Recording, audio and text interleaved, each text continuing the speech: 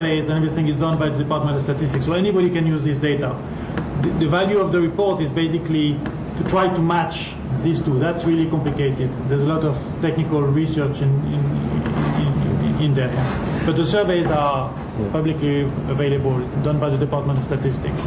And the other point is, I see a lot of comments here. I mean, just the general tenor is that, oh, okay, the estimates are too low and all that. Now, so we can set a poverty line. Basically, two people would never agree on it.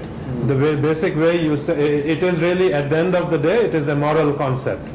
So the way it is done is, Jordan's one is a cost of basic needs, and you see how much it would cost for somebody to have 2,300 calories, and then also make an allowance for non-food. Now, you can say, if you are an uncaring country, that you just have to get to that 2,300 calories by eating wheat only, right? Then your poverty line would be very low. Whereas you say if you have a decent mixture of nutritious food and all that, it would be higher. And that's kind of a societal decision, and there was a debate, and this is what the government decided.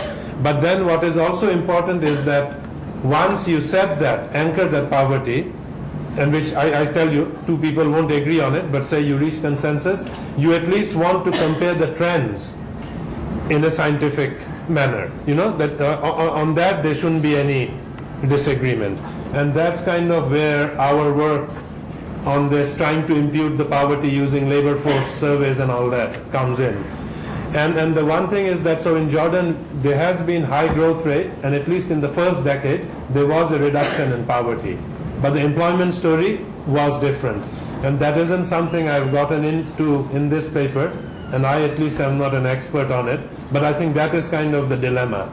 That, and it's a dilemma I think in many other Middle Eastern countries also, that you have a growth, but you don't have an employment miracle.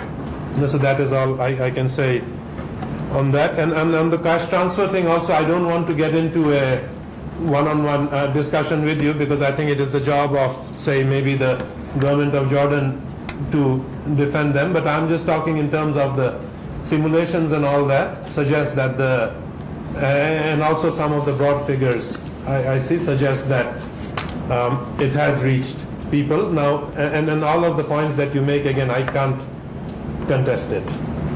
Maybe just a small point on the cash transfer. A couple of questions on.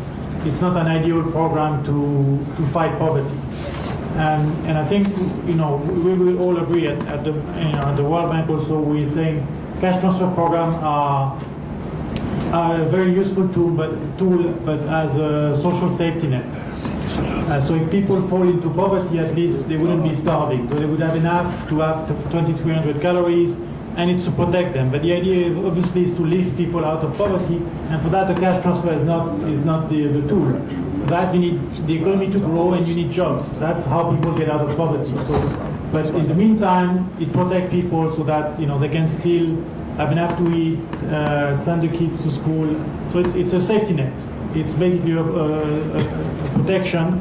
But to get people out of poverty, growth is needed, growth and employment. So we need to work on different policy instruments, and that's one of the instruments, the cash transfer.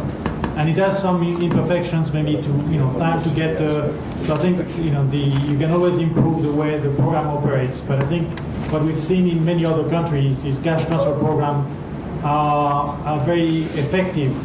One, they're relatively cheap, because to send one JD to the poor, it costs just a very small in terms of administrative cost. We've seen programs, if you give the bread program, for instance, the bread subsidy program is much more expensive. There's a lot more procurement and administrative costs involved to it. So despite all of these problems, the cash transfers across the world have been very, very effective as a social safety net, not as a lifting people out of poverty. It's just part of the instrument. Okay. As a policy, we keep meetings at 1.5 hours. Yes. We've far exceeded the 1.5 hours. بعد إذنك سيدي ننهي. الله يعطيكم العافية. شكرا لكم، شكرا على متابعتكم الحثيثة في هذا الموضوع. شكرا.